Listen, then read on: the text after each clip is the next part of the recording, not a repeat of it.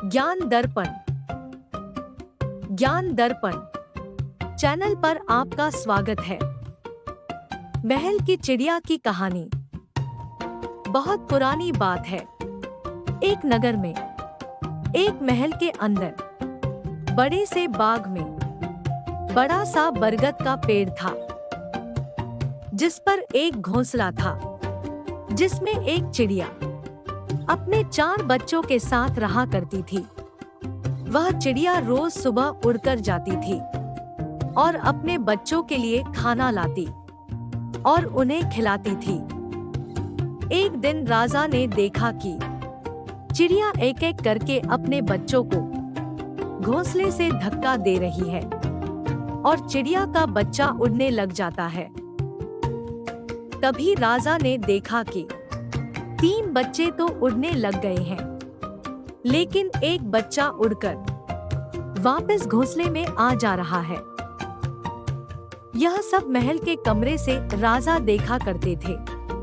वह जब बाग में भी घूमते थे तो उनका पूरा ध्यान चिड़िया और उसके बच्चों पर ही रहा करता था।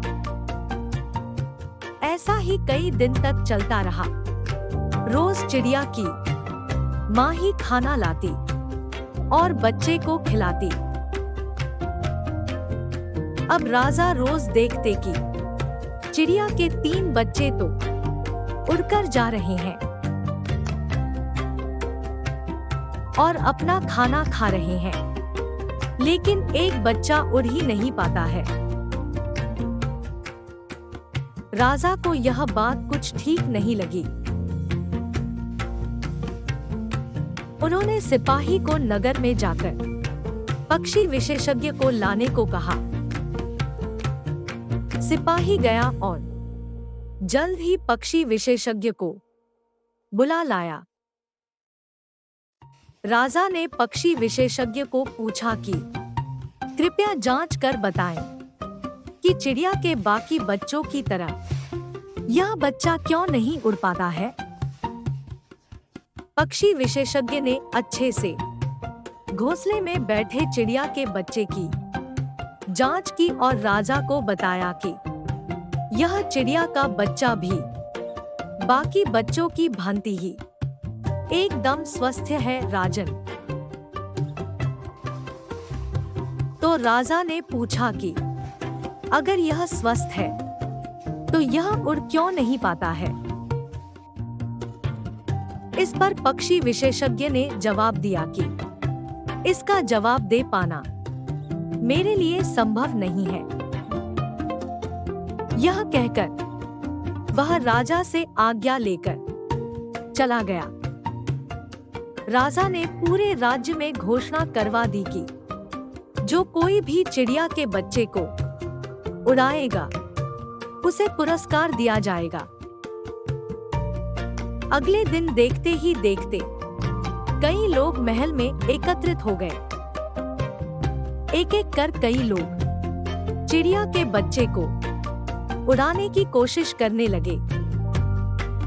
किसी ने चिड़िया को घोंसले से फेंका तो किसी ने महल की छत से, लेकिन चिड़िया का बच्चा लौटकर घोंसले में चला जाता। हर तरह कोशिश करने के बाद भी किसी को भी सफलता नहीं मिली। सभी थक हार के वहां से चले गए। राजा भी चिंतित होकर अपने कक्ष में आराम करने चले गए। तभी उनका सिपाही आया और बोला कि महाराज, एक बुजुर्ग व्यक्ति आया है और वह बोल रहा है कि वह चिड़िया के बच्चे को उड़ा सकता है। राजा ने उस व्यक्ति को बुलाया और पूछा कि सुबह से वह क्यों नहीं आया, इतनी देर से आने का क्या प्रयोजन है। इस पर उस बुजुर्ग व्यक्ति ने बताया कि वह किसी दूसरे नगर गया हुआ था, वहां से वह अभी लौटा है और राजा द्वारा की गई घोषणा का उसे अभी पता चला है, इसलिए वो दौड़ा दौड़ा यहाँ आया है। बुजुर्ग की बात सुन राजा ने सिपाही को आदेश दिया कि बुजुर्ग व्यक्ति को पेड़ तक ले जाए और इन्हें अपना कार्य करने दे। और यह बोल राजा सोने के लिए अपने कक्ष में चले गए। सुबह जब राजा उठे और महल के कक्ष से देखा कि वह चौथी चिड़िया भी बाकी चिड़ियों के साथ उड़ रही है, लेकिन पेड़ की वो टहनी कटी हुई है जिस पर चिड़िया का घोंसला था। यह देख राजा को बहुत क्रोध आया। सैनिक से बुजुर्ग को पकड़कर अपने पास लाने को कहा। सैनिक बुजुर्ग को पकड़ लाया। राजा ने पूछा कि मैंने आपको चिड़िया को उड़ाने के लिए बुलाया था, न किसी पेड़ को काटने के लिए। आपने ऐसा अक्षम्य पाप क्यों किया? इस पर बुजुर्ग ने जवाब दिया कि माफ करे राजन, लेकिन इसके अलावा मेरे पास कोई और रास्ता नहीं था। असल में चिड़िया का बच्चा आलसी था, जिसे घोंसले में बैठे बैठे ही खाना मिल जाता था। वह बड़े ही आराम से रह रहा था, इसलिए उसे काम करने का और स्वयं उड़कर अपना खाना लाने का मन नहीं करता था। अब जब मैंने उसके आराम का जरिया यानी कि उसका घोंसला ही हटा दिया है, तो अब वह उड़ेगा भी और अवश्य ही अपना भोजन भी ढूंढेगा। अब वह चाहे न चाहे उसे अपने आराम क्षेत्र से बाहर आकर नित्य कर्म करना ही होगा।